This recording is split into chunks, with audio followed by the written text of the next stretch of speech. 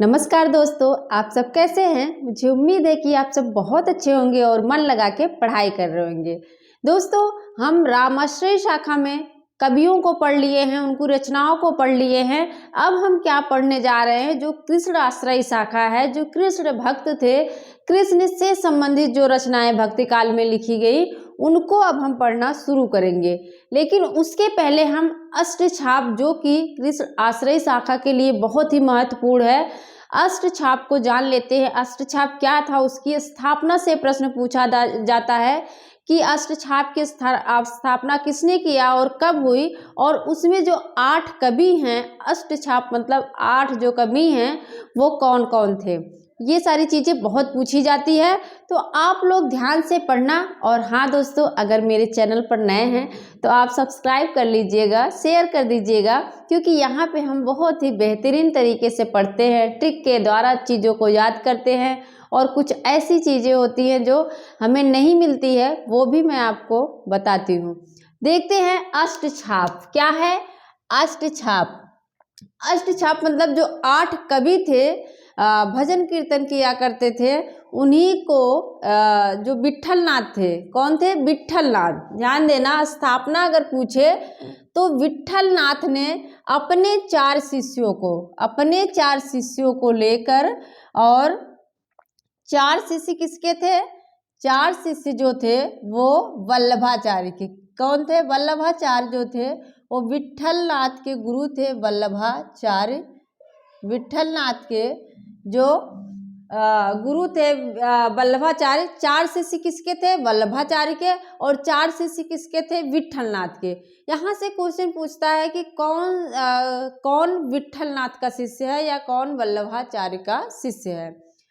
तो देखिए, इसकी स्थापना कब हुई थी, जो अष्टछाप है इसकी स्थापना कब हुई थी, तो 1565। इसको अपने जहन में डाल लीजिए, 1565 में अष्टछाप की स्थापना हुई थी, क्योंकि ये बहुत पूछता है।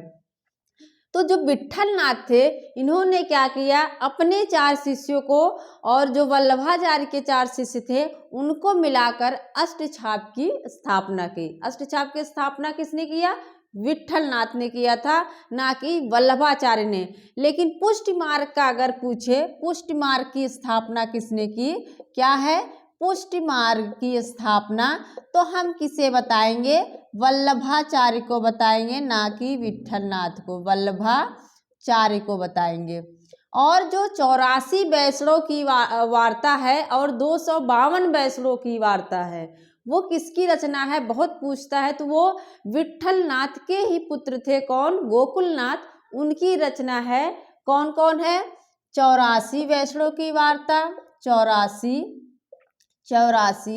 वैष्णवन की वार्ता, वैष्णवन की वार्ता, ये किसकी रचना है, गोकुलनाथ की।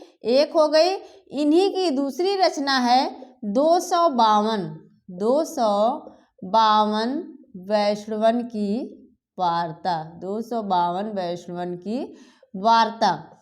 ये दोनों रचनाएं किसकी हैं, ये गोकुलनाथ की रचना है। किसके पुत्र थे, ये विट्ठलनाथ के पुत्र थे, गोकुलनाथ। एक मिनट, गोकुलनाथ जो थे, इन्हीं की रचना है, पूछी जाती है। तो इसको आप लोग याद रख लीजिए। 84 वैष्णवन की वार्ता और 252 वैष्णवन की वार्ता किसकी रचना है, गोकुलनाथ की रचना है।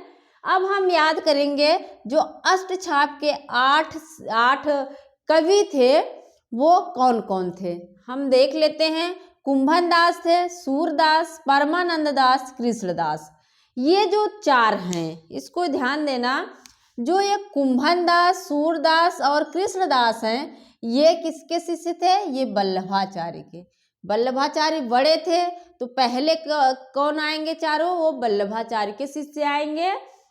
इसके बाद आते हैं गोविंद स्वामी, छीत स्वामी, चतुर्भुज दास और नंददास। ये किसके शिष्य हैं, ये विट्ठलनाथ के। किसके शिष्य हैं, ये विट्ठलनाथ के शिष्य हैं। ध्यान देना, यहाँ पे जो लिखा है गोविंद स्वामी, कभी कभी एग्जामिनर फंसाने के लिए क्या कर देता है, दास कर देता है। गोविंद दास कर देता है। तो आप लोग इसको ध्यान से देख लीजिए, दास नहीं है बल्कि अष्टछाप में स्वामी रहेंगे, दास नहीं रहेंगे, अष्टछाप में गोविंद स्वामी हैं। और ये जो चतुर्भुज दास हैं, पूछा गया क्वेश्चन है कि अष्टछाप में कौन पिता पुत्र है, कौन पिता पुत्र है। तो याद रखना, अष्टछाप में जो चतुर्भुज दास हैं वो कुंभन दास के पुत्र हैं। किसके? ये कुंभन दास के पुत्र हैं, इस चीज को याद रखना, कुंभन के पुत्र हैं। और नंददास, एक क्वेश्चन पूछा जाता है कि किसकी गोपियां बहुत ही तर्कशील हैं, किसकी गोपियां तर्क प्रधान हैं। तो जो नंददास की गोपियां हैं वो तर्क करने में बहुत ही माहिर हैं। और ये पहले इसको याद कर लेते हैं, कुंभन दास। कुंभन को कैसे याद करें? ये 4 शिष्य वल्लभाचार्य के हैं। इसको याद करने से पहले हम याद कर लेते हैं ये विट्ठल नाथ के शिष्य। इसको हमने याद किया था, गोभी छीले चाकू नाचे। क्या है?